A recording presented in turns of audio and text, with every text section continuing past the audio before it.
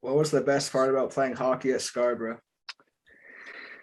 Oh man, uh, the best part. There were a lot of good parts. I I love playing hockey, especially high school hockey. It was a blast.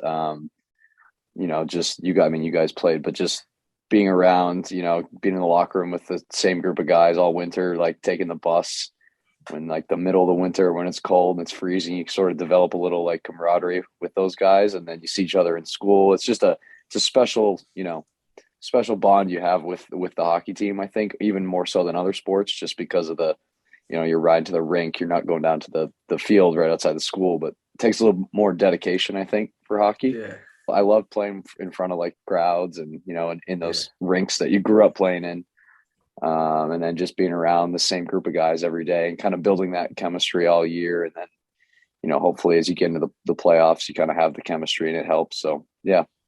What kind of player were you back in the day? Like a sniper, or like Oh, I enforcer? that was the other thing I loved about hockey was I love the physical part of it. Like, you don't get that in baseball. So I loved how like, if you got upset, you could go out there and like take a run at somebody and like, Yeah.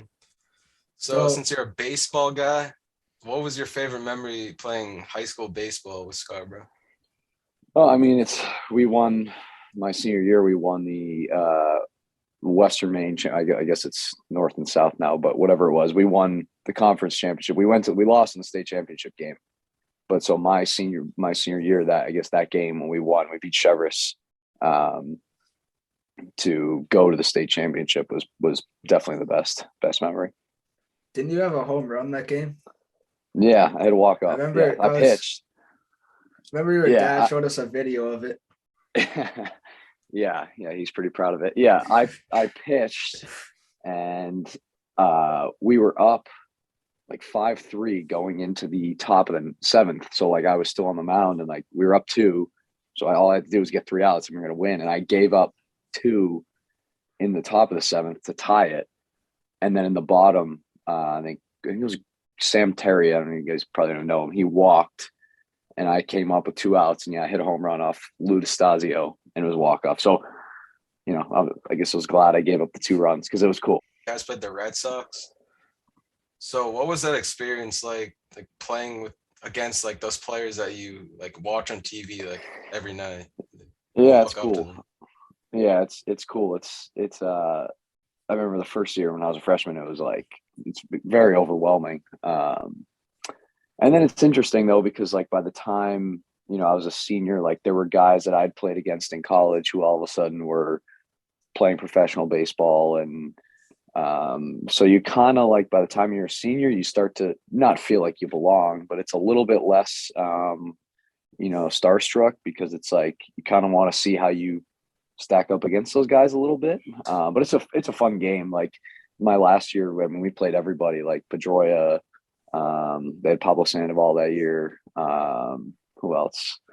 Mookie hit a home run. Like it's cool. Like especially looking back on it now, I think sometimes when you're playing in it, you get caught up because also there's more people at those games than any of our college games. So like you don't want to embarrass yourself out there. So you're trying to play well and like stay focused. But it's a cool, it's especially being a Red Sox fan. Like it's like kind of special stuff that you take for granted, I think. But then looking back on it, it's awesome. Some of the guys, I think it was like Hanley, like got on first and was just totally like messing around, joking around, like not clearly not taking it very seriously. Um, but Pedroia got on. And he said, like, "What's up, man?" I was like, "What's up?" And then he was like locked in. He was like talking to his first base coach. He was trying to like steal a base, like, and it was like, dude, it's the first spring training game of the year. But like that's who he was as a player. So Yeah. it was cool. Like I didn't expect to talk to him, but I was like, wow, look at him. He's like he's locked in. Like that's impressive. So can you talk about the day you got drafted into the MLB by the Twins? Because I'm sure that was a big day for you. Yeah, that was actually it happened during that super regional at Miami. It was actually on the they've changed it now so the draft doesn't happen during those games, but that was back when like we had guys on our team were getting drafted in the middle of these games. Like their parents were coming down to the dugout and being like, "Hey, you just got drafted." And like those are the biggest games we'll ever play in college. Like it's a super regional. It's like and to have the draft go on at the same time is super weird. I'm glad they changed it, but it was cool for me because it was the Saturday. So we lost Friday night, and Friday night was or Thursday night was the first round. Friday was the second round, or uh, it's like the second day, and then because there's 3 days, and then Saturday's the third day. And I knew I was going to be like a very late pick. Like I was just hoping to get drafted. Like I didn't know. I didn't really talk to a bunch of teams. And so like our trainer, we were playing on Saturday. Like I knew the draft's going on. Like I had our trainer like checking his phone for me, like following the draft. And it was like nothing. It's getting later. It's like the 20th round. It's the 24th round. And I'm like, God, like I was like, I'll get drafted. Like, I don't know what I'm gonna do. I just graduated college. Like I had no other plans. I would have figured something out, obviously. But then we went into a rain delay during that game. So we were all sitting in like the University of Miami weight room, which almost made it worse because I had my phone and I was just refresh. And then finally, like our sports information director, she saw it first and was like, she yelled something, and then I pulled my phone out and I saw it, and it was great. I mean, then I went and found my dad because they were there, found him in like the concourse. Like I walked right out in my uniform, and like they were it was a rain delay, so everyone's underneath. And I'm just like cruising through, and I saw my dad, and because he saw it, and I went and told him. I was like, all right, well, I got to go. Like, we're probably going to start pretty soon. So we had to go back in, and we, like, 10 minutes later, we were back on the field, and we finished the game, and we won. So it was just a wild day, like, you know, having it be during a game and all that. But it was a relief because, like I said, I was like, I was hoping to get drafted, but I didn't know. And I was like, all right, if it was getting late, I was like, it's like the 30th round, man. Like, there's not that many more.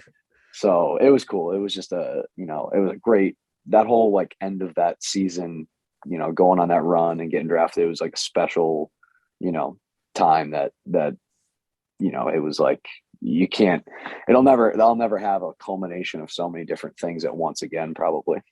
So when you were in the Twins organization, you played with like a lot of obviously talented players. One of those players, well, me and John's probably favorite player, Luis Ariz. Yeah. And I know you played with them. Can you talk about what it was like playing with someone like with that skill level? Yeah, he's so good. Like, just, I mean, his hands are just both offensively and defensively, like just probably the best hands I've ever seen as far as controlling the bat and his quick hands in the infield. Yeah, he in 2018, he had just come back from ACL surgery. So he joined us like a month into the season. And I knew about him because he'd won the batting title like the year before, but then he missed a whole year because he tore his ACL. And he came back, and for the first month, like he was scuffling. He wasn't getting hits. And like he was like, obviously he was kind of panicking, but like it was like, dude, you just had ACL surgery. But I don't know what happened. Like the switch flipped, and he put on like I think he hit like close to 450 for like a month straight. It was ridiculous. And that was when I was like, okay, this kid, he's not going to be here very long. And he went up to AA, and then obviously to the big leagues. Even I was with him in 19 in AA, and like he was doing the same thing where it was just hit, hit, hit. Like he made it look really easy, and it's not easy. And then like next thing you know, like he went to AAA for like a few days, and then boom, big leagues. And it was like that was the first time I'd been with someone who got called up that quick, and it was like, oh man, he's on TV, and then you watch him, and like he's doing the same thing in the big leagues. He's so competitive. Like he never gives away at bats. Like he's in every at bat. His plate discipline's so good. He doesn't strike out. I know he's had some injuries in the past few years. So hopefully if he stays healthy, he can win a batting title. He's that good. And he's an awesome dude. Like he was one of my favorite kids to play with, like super energetic. But like he'd get on you too. Like if he thought I was like, you know, I could be better, he'd be like, come on, let's go. Which like sometimes you don't get that, but like when it comes from him, you're like, oh, like, yeah, you're right. Like, let's go. But just super nice kid. And yeah, he's so talented. Like he'll do that. Like he'll be like when he's in the box, and he'll like take a pitch, and he'll yell, like you probably can't hear on TV, but he'll be yelling like, no. Like Colin is saying like it's a ball, like before the umpire says ball, but he'll take a pitch and like actually say that as the ball is crossing the plate, like shaking his head like, no. And like that just shows he's so locked in on every pitch. Like it's impressive. Which is why he doesn't strike out. Like that's so rare now too, with how good pitching is. got a 2-run shot against the Pirates in Yeah. spring training. Yeah. All right. Can you take us Yeah. through that if you have Yeah. any memory of it? Yeah, that was we were on the road in Bradenton. So like when I think that was 2019, I think. Yeah. But like starting in 2018, what they do is they bring, minor leaguers up to the big league games a lot in spring training. There'll be like a group of us that go, like half go on, Monday, the next guys go the next Tuesday, the group on Monday. We kind of alternate. We rotate games because they need depth, right? Because those big league guys aren't going to play all 9 innings right off the jump. So they need to bring, minor league guys over there. And then when you get into that group, and like, it's cool because like, you get to, rather than doing drills on the minor league side all day, you get to go play in games in spring training, big league spring training games. So you don't always know if you're going to play. Like, it's kind of a weird, like, you're sitting there and you're kind of waiting for them to be like, hey, you're up. And it's, so, you know what I mean? You're not like expecting to do a ton, but we were in Bradenton playing the Pirates, and it was Derek Shelton was the bench coach at the time. He's a manager of the Pirates now, but he was Twins bench coach. He was like, hey, you're going to hit third this inning. And I was like, all right, like, sweet, sounds good. Like, scramble, get my stuff on, and just go up there. And I had been doing a lot of work on my swing in the off season, and that was my first live at bat of the year because we hadn't started playing games on the minor league side yet. I was like, all right, I might as well take the stuff I've been doing and see what I can do. And I think it was like it was Tyler Lyons, a lefty. He was in the bullpen with the Yankees in 2019, I think. It was a good matchup for me. I always hit lefties pretty well. He was like a sinker slider guy. So I was feeling comfortable. It wasn't like I was going up there against like, Garrett Cole, like a big righty that, I probably wouldn't have been a good matchup for. And I think I took the first pitch, swung at a slider down, and then kind of had a good at bat. It was like 1-2, got it to 3-2, and yeah, it's got a fastball, and like didn't know if it was going out, but like the big league balls, I don't know if you guys know, they fly a little bit more than the minor league balls. So I think that probably helped, and it snuck out. It went over the fence. We don't have to say how far it went over the fence by, but I was sprinting around the bases because I saw it hit the back wall and come back in. So I didn't know if it was a live ball, and it was like, the last thing I'm doing in a big league game is starting to jog and getting tagged out. So I was flying around. I think there was the third base coach. It was Tony Diaz, and he was like, you could slow down, man. Like, it's okay. It's a home run. But that was cool. Like, it was a big league game. You don't expect, you try not to embarrass yourself in those, and then to hit a home run. It was pretty cool. And, Rocco's in there, and he's all fired up. And so it was cool. This question's not really baseball related. So who's the better teacher, you or your dad? You guys have me. You think I was a good teacher?